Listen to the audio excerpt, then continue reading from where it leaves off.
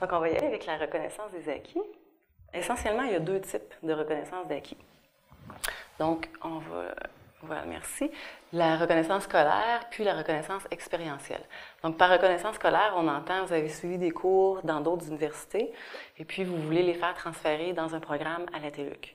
Donc, c'est une reconnaissance académique. Donc, à ce moment-là, c'est assez simple. Il y a une procédure qui est très bien détaillée sur le web. Vous avez simplement à cliquer reconnaissance d'acquis, vous allez suivre ça, il faut envoyer le relevé de notes, puis à partir de là, c'est le prof qui va vraiment faire finalement la concordance. Donc, on prend les objectifs généraux spécifiques du cours que vous avez fait, on le met en concordance avec celui que vous croyez devoir vous faire vous faire reconnaître.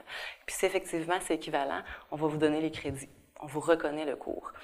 Donc, au niveau des cours collégiaux, normalement, ça ne se fait pas, outre ceux qui vont avoir fait une technique collégiale dans certains domaines. Donc, une amalgame de cours collégiales peuvent équivaloir à un cours universitaire.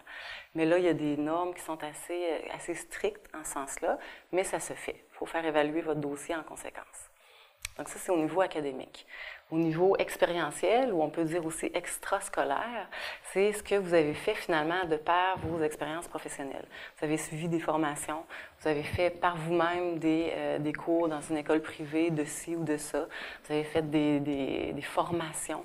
De par vos responsabilités, de par vos fonctions, vous avez pu développer des compétences qui sont solidement appuyées par des projets, par des responsabilités.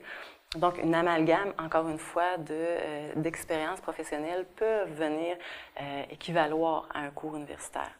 Donc, à ce moment-là, il y a encore la même procédure que je vous parlais sur le site web. Vous devez la suivre. Donc, grosso modo, vous faites un CV par compétence dans lequel vous allez venir justifier pourquoi ce cours-là ou ce cours-ci devrait vous être reconnu. Puis, vous allez faire signer tout ça par un supérieur immédiat ou quelqu'un qui est en autorité pour vous, qui peut juger finalement puis dire oui, elle a bien fait ça, elle a bien agi à ce titre-là, et etc. Mais c'est quelque chose qui se fait. Il faut prendre le temps de le faire, mais ça se fait. Et si vous voulez, en fait, savoir, avant de vous inscrire à la TELUC, qu'est-ce qui va vous être reconnu, donc par un ou par l'autre, c'est possible aussi. Donc, on fait une analyse préliminaire de vos acquis. Donc, à ce moment-là, vous ne vous inscrivez pas tout de suite, mais vous déposez une demande de reconnaissance et vous attendez de voir ce qui sera reconnu pour vous inscrire.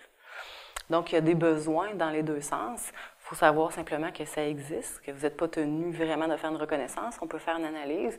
Si vous êtes dans le doute par rapport à deux programmes, si vous avez le temps devant vous, si vous n'êtes pas serré par des limites professionnelles ou des exigences qu'on vous impose, à ce moment-là, vous pouvez faire ça, mais ça prend quelques mois. Dépendamment de l'ampleur de votre dossier, dépendamment de combien de cours aussi vous voulez vous faire reconnaître, l'analyse peut aller de 2, 3, 4 mois. La durée d'un cours, normalement, c'est pas mal le maximum, là. On a déjà vu des dossiers à 6 mois, mais là, c'était des très gros dossiers, assez lourds. C'est pas ce qui se passe en général. En général, 2 à 4 mois, vous avez la réponse pour l'analyse préliminaire des acquis. Toujours sur ce sujet-là de la reconnaissance des acquis, je voudrais vous dire que la Téléuniversité a des adultes dans sa clientèle, dans sa clientèle étudiante. C'est des adultes qui sont là. C'est des gens qui ont de l'expérience de travail et nous sommes très ouverts à la reconnaissance des acquis expérientiels. Ce n'est pas toutes les universités qui sont ouvertes à faire de ce type de reconnaissance-là. Ça demande quand même une bonne connaissance dans l'évaluation du site. À titre d'exemple, en 2014-2015, la TELUC a accordé quelques 10 000 crédits en reconnaissance d'acquis dans l'année. Et là-dessus, il y en avait 2 000 qui ont été accordés juste au niveau de l'expérientiel. Donc, 8 000 de scolaire et 2 000 d'expérientiel. Il faut savoir que chaque université est libre, indépendante et autonome. Donc, chaque université est libre de vous reconnaître ou non les cours faits ailleurs. Ça, c'est vrai pour nous, mais c'est vrai pour l'ensemble des universités.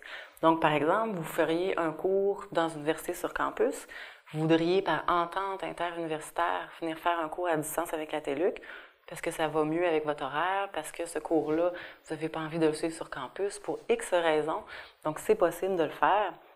Mais attention, il faut toujours présenter le cours que vous aimeriez faire à distance à votre responsable de programme et obtenir l'autorisation préalablement. Parce qu'il n'y a aucune garantie. Même si le cours a le même titre, puis on a l'impression qu'on est dans le même contenu, c'est pas nécessairement le cas. Donc moi, je vous inviterais seulement à demander, même idéalement, une confirmation écrite que ce cours-là qui dit qu'il sera reconnu, le sera vraiment. Mais effectivement que ça se fait beaucoup. Dans le réseau des universités Québec, on le fait aussi beaucoup. C'est vrai avec les autres universités, mais il faut quand même là, prendre le temps de bien valider vos choses avant là, de vous inscrire.